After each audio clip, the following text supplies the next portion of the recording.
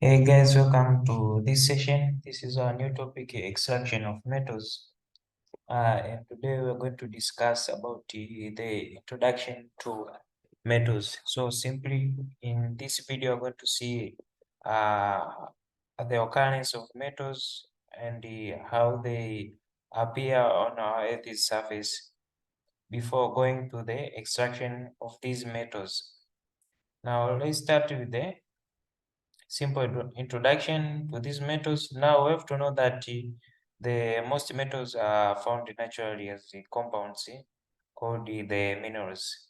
Now these minerals are the ones that make up various metals which we know. Now rocks are made up of crystals of all these metals.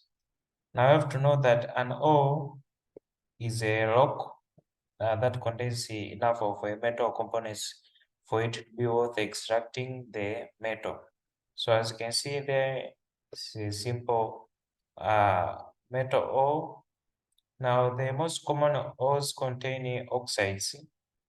An example is the ore hematite, which simply it contains the iron 3 oxide.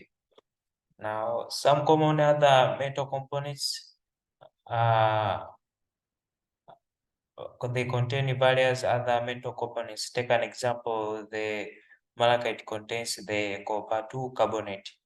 So that's simply on how the metals are obtained. Moving on, let's see the abundances of metals in the Earth's crust. Now, metals occur in the sea and in the Earth. The form in which they occur depends on their reactivity. It means they depend on how they react. Now, the most reactive metals are extracted from the sea. Take an example, this calcium is extracted from limestone, chalk, and marble, which are found in the sea. The metals of medium reactivity, they are found in the earth in the form of oxides and the sulfides. Now, example of these metals include the aluminium, zinc, iron, and the tin. Now, the least reactive metals such as silver and gold, they occur as free and combined elements, and we can obtain them in the Earth's crust. Now we obtain most of the metals we use from the Earth's crust. As we said before, the majority of these metals are too reactive to exist as the natural elements. They are mostly found as components in these ores. Now the chief ores in order of their economic importance are such as the oxides, the sulfides, chlorides, and the carbonates. Now, the most common metal is this aluminium, which makes about 7.8% of the Earth's crust, followed by the iron, which accounts to the approximately 4.5%.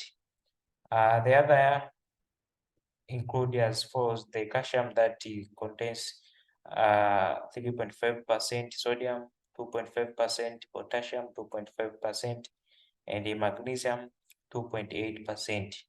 The remaining metals are the ones that make about 3% of the Earth's crust. So I hope it's clear, guys. Thank you for listening. In this video, we've briefly seen the introduction to the metals, how the metals are originated, and how they appear or occur on our Earth's or in our Earth's crust. In our next video, we'll move on to the various properties of these metals, and we will later on move on to the extraction of various metals which we have seen. Example, the oxides, sulfides, chlorides, etc., etc. Thank you.